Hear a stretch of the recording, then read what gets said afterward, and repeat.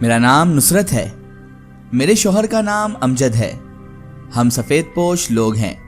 मेरे शौहर की तनख्वाह 30,000 रुपये है। उसमें मकान का किराया, बिजली, रसोई गैस, टेलीफोन का बिल, आने जाने का किराया, स्कूल की फीस, घर का राशन, रोज़ की दाल सब्जी वगैरह, और अल्लाह ना करे कोई बीमार हो जाए तो उसका खर्चा हम जैसे सफ़ेद पोश लोगों के लिए एक मसला है। ऊपर से मेरी 3 बेटियां हैं। अल्लाह की नज़र में बेटियां रहमत होती हैं, मगर जहमत जब बन जाती हैं जब उनको पढ़ाओ लिखाओ, शादी का लंबा जहेज दो, मगर किस्मत नहीं दे सकते। मेरा नाम नुसरत है। बेटे की चाह मुझे शुरू से ही थी। जब मेरी बड़ी बेटी बीनश की पैदाइश हुई तो मैंने अल्लाह ताला से शिकवा किया कि काश मेरा पहला बेटा हो जाता, और फिर बेटी। खैर, अल्लाह की रज़ा समझकर खामोश हो गई मैं, और फिर अपनी बेटी को कबूल कर लिया। मगर बेटे की चाह मेरे दिल से ना जा सकी। मेरी नमाजें और लंबी हो गई। अक्सर हर माँ को पहला बेटा ही चाहिए होता है, बेटी किसी को नहीं चाहिए होती। वैसे हर इंसान की अपनी अपनी ख्वाहिशात होती है। कोई कोई माँ ऐसी भी होती हैं जिन्हें बेटी चाहिए होती है। हर नमाज में मैंने सिर्फ बेटे की दुआ मांगी। फिर दूसरी बेटी रिदा की पैदाइश पर मेरी आंखों के आंसू नहीं रुकते थे, और जुबान पर शिकवा था कि या अल्लाह, एक बेटे की तो चाह की थी मैंने, तू मांगने पर हर एक की झोली भर देता है, फिर मेरी झोली क्यों खाली है। खैर, औलाद थी, कबूल कर लिया। मगर तीसरी बेटी माह रुख की पैदाइश पर मैं हैरान हो गई कि क्यों खुदा ने मेरी दुआ कबूल नहीं की और 3 बेटियां अता फरमा दी। मेरा ये शिकायत बहुत गलत थी, मैं जानती हूँ, लेकिन एक माँ का दिल था ना, एक बेटा चाहिए था, और बेटे की चाह में 3 बेटियां हो गई थी तो जाहिर सी बात है, इंसानी फितरत के तहत मैंने भी अल्लाह ताला से शिकवा करना शुरू कर दिया था। मैं भी दूसरों की तरह नाशुक्री बन गई थी। शायद मेरी दुआ में वह सलीका नहीं, वह तड़प नहीं, वह जुनून नहीं जो मुझे एक बेटे का फख्र दे सकता है। अब मेरे शौहर ने फैसला कर लिया था कि अब हम मजीद औलाद पैदा नहीं कर सकते। इन तीनों की परवरिश अच्छी कर ली और अल्लाह से दुआ मांगो इनका नसीब अच्छा करे। बेटे की ख्वाहिश खत्म कर दो और दुआ करो अल्लाह हमें अच्छे दामाद अता करे, वह ही हमारे बेटे होंगे। मैं अपने शौहर को देखने लगी कि क्या वाकई बेटा हमारे नसीब में नहीं है, और वाकई इस बात की क्या गारंटी है कि अगर इस बार मैंने जिद की और बेटी पैदा हो गई तब क्या होगा। आजकल के ज़माने में 1 या 2 बच्चों की परवरिश मुश्किल है, फिर मेरी तो 3 बेटियों का सवाल था। मेरे शौहर जितना कमाते उतना ही खर्च हो जाता, कुछ नहीं बचता था। मैं सोचती थी कि बच्चियों की शादियां कैसे करूंगी। क्या सारी जिंदगी मेरी शौहर मेहनत करते रहेंगे, उन्हें कभी आराम नहीं मिलेगा। अगर आमदनी का अच्छा जरिया होता तो मैं कुछ पसंदाज भी कर लेती या कभी पॉलिसी वगैरह लेती, मगर कोई आमदनी का जरिया नहीं था। हमारे हालात बहुत खराब थे। ऊपर से बेटे की चाह मेरे दिल से खत्म ही नहीं हो रही थी। किसी की गोद में बेटा देखती तो ख्वाहिश और बढ़ जाती कि काश मेरा भी एक बेटा होता, मगर मैं अपने आंसू पीकर रह जाती। खुदा की रजा में राजी थी मगर खुश नहीं थी। मेरी दोनों बड़ी बेटियों के स्कूल में गर्मियों की छुट्टियां हो गई थी। वह अपने पापा से जिद कर रही थी कि पार्क जाना है, मगर वह अपने रूटीन वाले पार्क में नहीं जाना चाहती थी। वह किसी दूसरे पार्क में जाने की जिद कर रही थी। पार्क तो बहुत सारे थे मगर कुछ दूर दूर थे।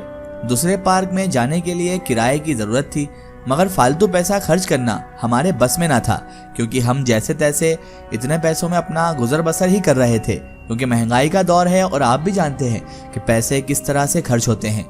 मगर आज बच्चों की जिद ने हमें मजबूर कर दिया हम किसी बड़े दूसरे पार्क में चले जाएं। खैर, हम एक नए पार्क में आ गए। वह बहुत बड़ा और खूबसूरत पार्क था, मगर हैरत की बात थी कि वहाँ लोगों का इतना रश नहीं था। चंद ही लोग थे पार्क में। बच्चों के झूलों वाला हिस्सा तो वीरान ही पड़ा हुआ था। मेरी बेटियां इतने सारे झूले देखकर खुश हो गई।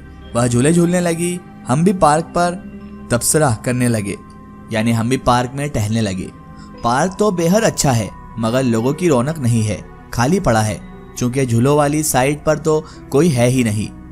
मेरे शौहर बोले, हमें क्या करना है पार्क में, वैसे भी हमारी बेटियां तो खुश है ना, एंजॉय कर रही है ना, वो जिस झूले पर जाएं झूल रही हैं, वह तीनों खुश तो हम भी खुश। हम दोनों मुस्कुराने लगे। फिर हम इधर उधर की बातें करते हुए बच्चों पर नजर भी डाल लेते। तीनों बेटियां तितलियों की तरह घूम रही थी। हम अपनी बेटियों को देखकर बहुत खुश हो रहे थे, और होते भी क्यों ना, एक माँ बाप की खुशियां अपनी औलाद में ही तो होती हैं। उन तीनों की खुशी देखकर हम दोनों भी उतना ही खुश हो रहे थे जैसे हम भी झूलों को एंजॉय कर रहे हों। अचानक मेरी बड़ी बेटी मेरे पास आई और बोली, माँ माँ, पापा पापा, इस झूले के पास से किसी बच्चे के रोने की आवाज आ रही है। हम दोनों अपनी बेटी के साथ उस झूले के करीब चले गए थे। वह स्लाइड टनल थी और उस खोल में एक बास्केट रखी हुई थी। एक बास्केट, ऐसी बास्केट जिसमें से बच्चे की आवाज आ रही थी। मेरे शौहर ने बास्केट निकाली और उसका ढक्कन उठाया तो हमने देखा कि उसके अंदर एक बहुत बेहद खूबसूरत बच्चा था। मेरे शौहर ने बताया लड़का है, मगर कौन छोड़ गया इतना प्यारा खूबसूरत, वो भी लड़का। लड़के का लफ्ज सुनकर मैंने लपक कर उस बच्चे को गोद में उठा लिया। वह मेरे गोद में आकर बिल्कुल चुप हो गया और मुझे टुकुर टुकुर देखने लगा। मैंने बेइख्तियारी से उसे चूम लिया। बेटे की चाह में मुझे बेटे की बहुत ज़्यादा कमी महसूस होती थी। मुझे इस बच्चे पर बहुत प्यार आ रहा था। मेरे शौहर बोले, पता नहीं किसका बच्चा है, कौन उसे यहाँ छोड़कर चला गया, और भी वह पता नहीं क्या क्या बोलते रहे। फिर वो इधर उधर जाकर लोगों से भी पूछ रहे थे, चौकीदार से पूछ रहे थे, मगर किसी को कुछ इल्म न था कि वह बच्चा किसका है और कौन उसे यहाँ छोड़कर गया है। आखिर उस बच्चे का कागजी कार्रवाई शुरू हुई। फिर पुलिस ने कहा इसे एधी होम में दे देते हैं, यानी कि अनाथ आश्रम में। मेरा दिल इस बच्चे से जुदा होने को कतन नहीं चाह रहा था। फिर मेरे दिल ने फैसला कर लिया कि अल्लाह ताला ने मुझे ये गिफ्ट दिया है। ये इस इबादत, उस नमाज, उस दुआ का कमाल है जो मैंने अल्लाह से मांगी। अल्लाह ने मुझे बेटा दे दिया है, चाहे वसीला कुछ भी बनाया हो, उसका कोई दावेदार नहीं था। तो फिर ये मेरा ही हुआ ना, मेरा बेटा, मेरी जान, मेरी आंखों का नूर, मेरा बच्चा। मैं बेतहाशा उसे प्यार करने लगी। वह भी ऐसे मुस्कुरा रहा था मानो जैसे वाकई वो मेरा ही बेटा हो। मेरे शौहर ने मेरा प्यार और बेटे की तरफ देखकर बच्चे की कस्टडी अपने हाथ में ले ली। हम बच्चे को लेकर घर आ गए। मेरी बेटियां भी अपने नन्हे से भाई को देखकर बहुत खुश हो रही थी। मेरे शौहर खुश थे मगर खामोश भी थे। आप इतना खामोश क्यों हो, मैंने बिल आखिर उनसे पूछ ही लिया। उन्होंने कहा, नुसरत, तुम्हारा प्यार देखकर डर लग रहा है। अगर किसी और का बच्चा हुआ और वह लेने आ गया तो हम क्या करेंगे, और अगर उसने बच्चा मांग लिया तो तुम्हें देते हुए बहुत दुख होगा ना। कुछ नहीं होगा, ये मेरा बेटा है। अल्लाह ताला ने ये मुझे गिफ्ट किया है, ये मेरी दुआओं का फल है। हमने इसका नाम अली रख दिया और हम हंसी खुशी रहने लगे। मुआशी परेशानी तो थी हमारे साथ, मगर पता नहीं क्यों अब इन परेशानियों से मैं घबराती नहीं थी। अपने बेटे की मोहब्बत में अब मुझे ये परेशानी भी नजर नहीं आती थी। अपने बेटे अली में मैंने एक बात देखी, वह सारा दिन तो हमारे साथ रहता, मगर जब सोना होता तो उसे नींद उस बास्केट में ही आती। जब वह नींद से बेचैन हो जाता तो मैं उसे बास्केट में लिटा देती और आराम से वो सोता रहता था। आज फिर मालिक मकान आया था किराया मांगने। तीसरा महीना होने को आया, हमने किराया अदा नहीं किया था। वह बहुत गुस्से में बोला, कल शाम तक अगर आप लोगों ने 3 महीने का किराया नहीं दिया, अदा नहीं किया, तो ये मकान खाली करना होगा। मैं पुलिस को भी लेकर आऊंगा, देखता हूँ तुम लोग कैसे मकान खाली नहीं करते। ये कहकर वह चला गया। मैं परेशान थी कि अब क्या होगा।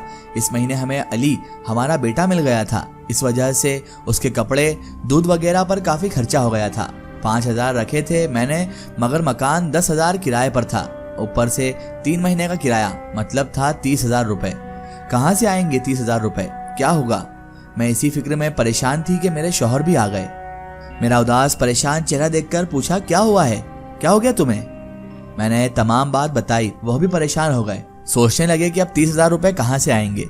मेरे शौहर ने गुस्से में कहा, मैंने तुम्हें इस महीने का किराया दिया तो था कि मकान मालिक को दे देना, मगर तुम सुनती कहाँ हो, बेकार में फिजूल खर्च करती रहती हो। आप कैसी बात कर रहे हैं, वह पैसे हमने अपने बेटे अली पर खर्च किए हैं। इसी वक्त अली जोर जोर से रोने लगा। मैं तड़प कर अली के पास गई, बास्केट से अली को निकालकर गोद में उठाया। जैसे ही गोद में उठाया मेरी नज़र बास्केट के अंदर गई। बास्केट में 1000 के नोटों की गड्डी रखी नजर आई। मैंने अपने शौहर को आवाज देकर वह उन्हें दिखाई। बच्चा हमारे पास 15 दिन से ज्यादा हो गए थे, आया हुआ था। मैं रोज बास्केट की सफाई करती थी, कभी कुछ नजर नहीं आया था। 1000 के नोट की गड्डी रखी हुई थी। हम दोनों हैरान थे कि आखिर ये पैसे आए कहां से हैं। इसकी आएगी स्टोरी हम देखेंगे इसके अगले पार्ट में। दोस्तों, अगर आप भी अपनी जिंदगी की कोई सच्ची कहानी या सच्ची घटना हमारे चैनल से शेयर करवाना चाहते हैं और आप चाहते हैं कि आपकी स्टोरी भी माई स्टोरी बुक चैनल से शेयर हो, तो आप हमें हमारे फेसबुक पेज पर कांटेक्ट कर सकते हैं और अपनी स्टोरी वहां पर हमें बता सकते हैं।